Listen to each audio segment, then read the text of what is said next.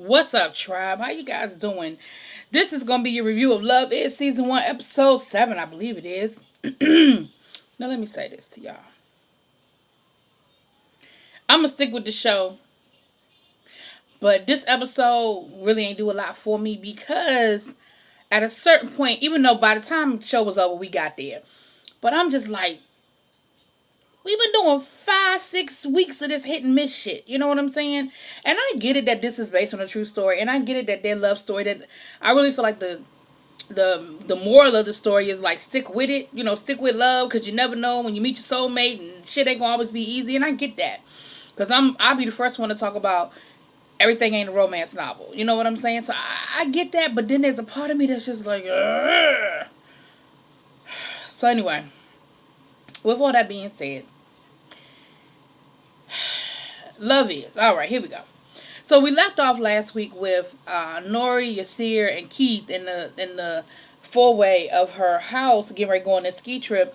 And basically, Nori has a decision to make at that point. She could either say, Keith, I'm not going to go with you and stay with Yasir. But remember, Yasir basically just poured his heart out to her. She hasn't had time to really process it. In her mind, she just not really sure if she's being a fool, if she's being played, if this is legit. Like, and then Keith is on the other side with the ski trip, and he's sort of like the devil, so to speak. And so she decides she's going to go on a ski trip. She doesn't tell Keith no. And then she sort of has this dream sequence where she actually runs after Yasir. She's like, I can't do it. And she runs after Yasir. And they get to kissing in the middle of the street. And they get to undressing themselves. And at first I thought it was real until they started undressing themselves. And I was like, well, they just going to have sex in the middle of the street? But then it sort of cuts it. And you see the present day Yasir and Nori sort of hash that whole thing out. Like, that ain't even how it went down. But Nori goes on the ski trip.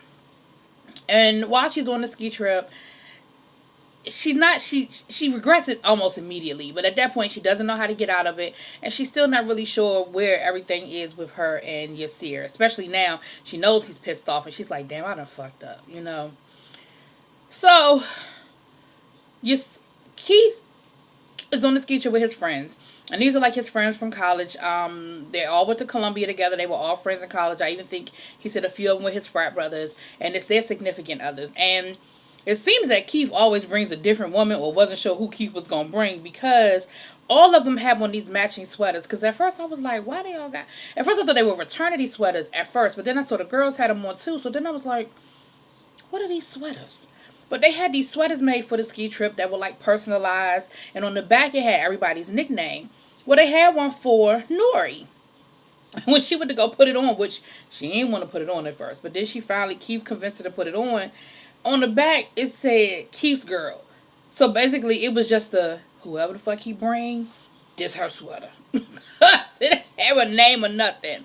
And so Nori is really trying to keep her distance. I mean, I guess she's made up in her mind. I'm going to go ahead and ride this weekend out, but I'm not going to give him none. And as soon as I get back, I'm make it up to Yasir. We're going to work it out. So they do the shit you do on a ski trip. They sitting around talking and debating and being black intellectuals and debating, why the earth is round and all that good shit, and drinking their wine and stuff. Y'all know them little trips you go on. And at a certain point, they start passing around mushrooms or shrooms. And he convinces her to take one. Well, at first he's like, first she comes out of the room. They're out there talking, and I think she stayed in the room as long as she thought she could get away with being in the room.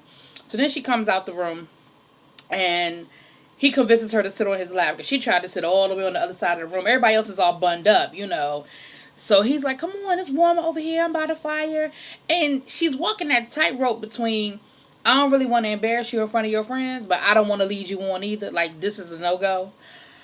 But she ends up sitting on his lap, because at a certain point they made it so that she had no choice but to sit on his lap. So then they start passing these mushrooms around. And she's like, no, I don't want one, I'm good. And he's still trying to convince her. He's trying to convince her.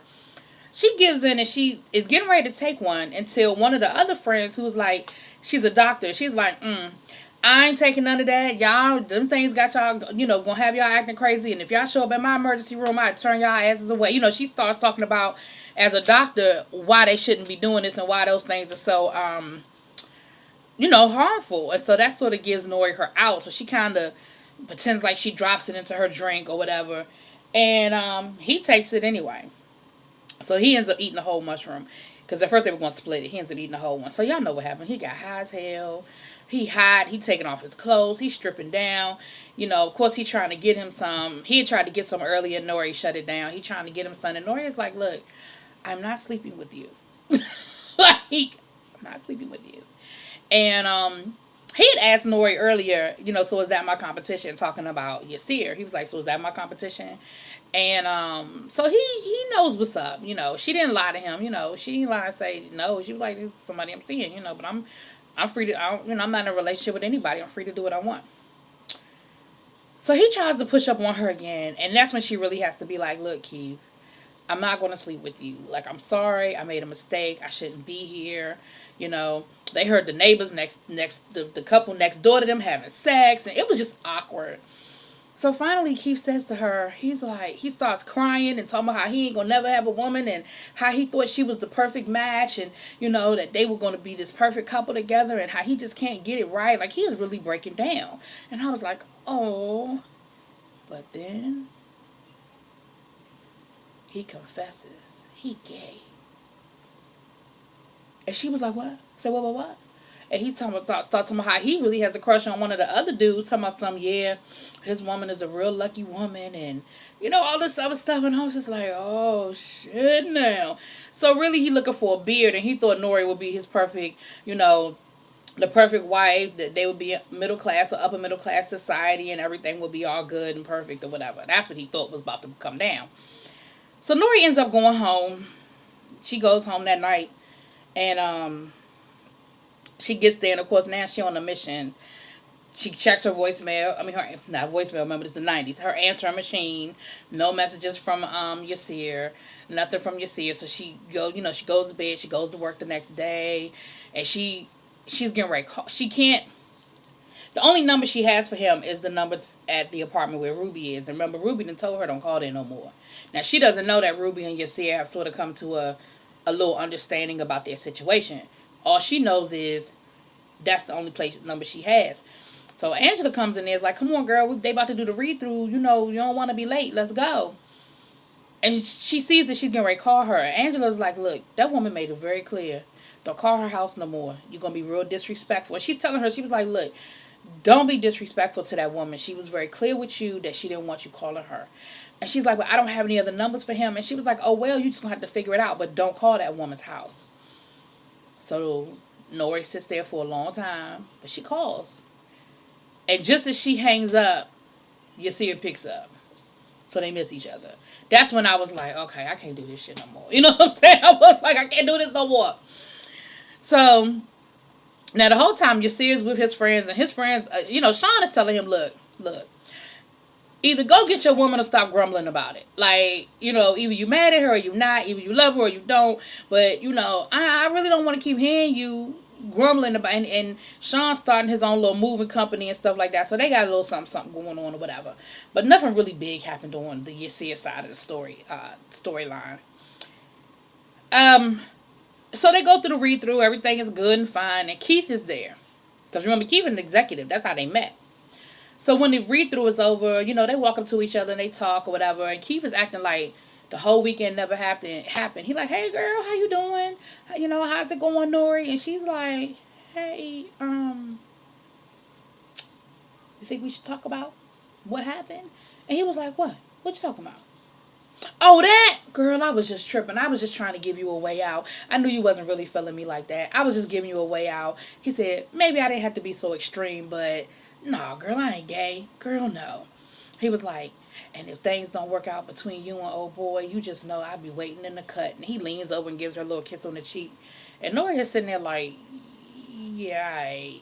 And then you see him walk away, and you see this look on his face like, so he gay. I don't know if he really fully embracing his gayness, but he gay. He felt he was embracing it enough when he was high to confess it to Nori. Anyway. So Nori ends up, she's getting ready to leave work. She go to speak to Norman, that's her boss. Norman is like, girl, come in here, let me talk to you. Now remember, Norman has taken her under his wing. He's like, that's my little Padawan. I really feel like she could be a great writer. So Angela's like, look, you up there kissing up, gonna speak to the boss. I told you, let's go. I'm out. So Nori's like, look, I need you to do me a favor. And she was like, what? Like, I'm not calling that woman. She was like, no, no, no. No, I don't need you to call. She was like, I just need you. Oh, rewind. Rewind. Nori went looking for Yasir. And she actually went to the apartment. She looked everywhere she thought she could find him. And she, as a last result, she did go to the apartment. And she knocked on the door. And Ruby answered the door. No. She stood there, but she never knocked. But I think Nori ended up... Anyway, Ruby opened the door. And she was like, can I help you? And Nori was like... And I thought they were going to have this little confrontation. But Nori was like, I'm sorry, I have the wrong address. And Ruby was like... She stood there for a second. And then she was like, who are you looking for? Because Ruby knows who it is. And Nori knows who it is. They know, you know what I'm saying? And Nori said, don't worry about it. I got the wrong place. And she walks off. I thought Ruby was about to be like, Nori, get your ass over here, Nori. But she didn't. She let her walk off. So she says, excuse me. So I guess Nori don't want no more issues. So she says to Angela, she's like, look, I need a favor from you. Can you please go by the coffee shop? He's normally there, this time of night. Can you just page me? They go them pages again, y'all. I'm telling y'all, these pages was the shit back in the day. She was like, just page me 1 if he's there, or 2 if he isn't. Right? She was like, that's it. I don't need you to do nothing. I don't want you to say nothing to him. Just if he's there, page me 1. And this, y'all people know. My young folks don't know. But y'all in my age group, y'all know we used to do that. Hit me 911. Hit me with this code for that. Hit me for that code for this. Call me back means da-da-da-da-da. Y'all know how we used to do that. I had a whole list. This is going to sound crazy. I had a whole list that I used to keep in my wallet that told me what each code meant. And like you would have a friend and their code was 1, but then they piss you off, so you would take their code and give it to somebody else. Or your boyfriend code would be this, but then y'all break up and you have another boyfriend. I had a whole list of codes. Anyway, so she's sitting there talking to Norman and, she's ready to go. She gets the page and the page is 1. She gets out of work by hooking, I ain't gonna go through the whole story, you just gotta watch the episode, but hooking Norman up with her mom. Her mom is into numerology. She finds out Norman's into numerology. She gets Norman on the phone with her mom, to my mom, can you give him a reading? And as soon as he get to talking to her mother, he ain't thinking about Nori. Nori was like, well, I'm just gonna, and he waves her off, so that's her way of getting out of work, right? So she goes to the coffee shop. Yasir is sitting there. And she goes to talk to him. And she says, they sort of had that awkward. She's like, how you doing? He said, better now. And one thing I like about Yasir is he don't do no bullshit. Like, he wasn't going to play that, I'm good, I'm fine. He was like, better now. Like, better than, like, I'm happy to see you. I'm mad, but I am happy to see you. And you can be both. You can still be mad at somebody, but be happy they're there. You know what I'm saying? So she was like, they get to talking, and they basically trying to hash it out. And he was like, Nori, I can't believe you told me you weren't going to go on that ski trip. And Nori was like, look, I didn't know what was up with us. Like, I didn't know what the deal was with you. She was like, I didn't even know your last name. Like, they kind of arguing. And she's like, can you not get loud people to listen in? And he's like, I don't give a fuck about these people in here. I'm worried about us, me and you. I don't care about none of this. My goal is to figure this out so we can be together. He was like, I love you, but this I can't do with you. He was like, either you trust me or you don't. Either you love me or you don't. And again, he's putting all his cards on the table. And now, for that, again, I can respect where he's coming from. Now, I also feel where Nori is coming from, but I can truly, definitely respect where he's coming from. He's like, either you love me or you don't. And so I don't even know how they got there, but she throws out there about him not having no job. Now, y'all know the worst thing you can do to a man is emasculate him. He already feeling some kind of way because he know he ain't bringing nothing to the table. He already know he ain't got no car, he don't have his own place, he ain't got no job. He knows all this already. And he kind of already exposed that to you, and you threw it back at him. So you know what he did. He got up and he walked out. He was like, wow, that's where we are now? Cool. So he walks out. I'm sorry. This is where Nori goes looking for him. I'm sorry, but that's out of order. This is where Nori goes running around town looking for him because she goes back home. And then that's when she actually finds the note that he had left for her before the ski trip, telling her he loved her and explaining this to her and saying, Nori, don't go on the ski trip. I love you. So she finally sees it. So that's when she runs back out. And she's like, oh my God, I just made, it's all dramatic. It's not a whole lot of verbal. But basically, I just made the worst mistake of my life. I need to go find him and apologize. Da, da, da, da, da. That's when she goes all around town looking for him and goes by the apartment. And that was her last resort. So she leaves the apartment. She's all dejected. She goes back home. And as she pulls up in front of the house, you see her sitting there.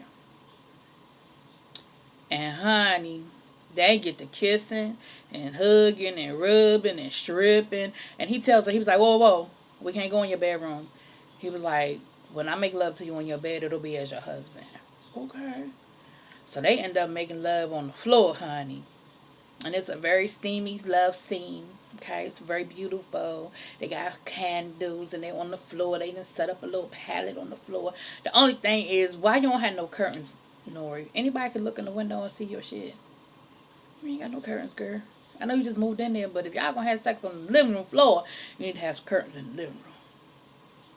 But anyway. But that's pretty much where we are. So they have finally done the deed. They are finally sort of at a place. So I guess we'll see what the morning after conversation is and where that starts to lead them into their relationship. Now that him and Ruby have an understanding, now that she's sort of cleared off her palette for everybody, just for him, and they've done the do, maybe it'll start speeding up a little bit, right? Alright, you guys, y'all let me know what y'all think. I don't think a whole lot of people are picking up on this show, but y'all let me know what y'all think. Drop it in the comments.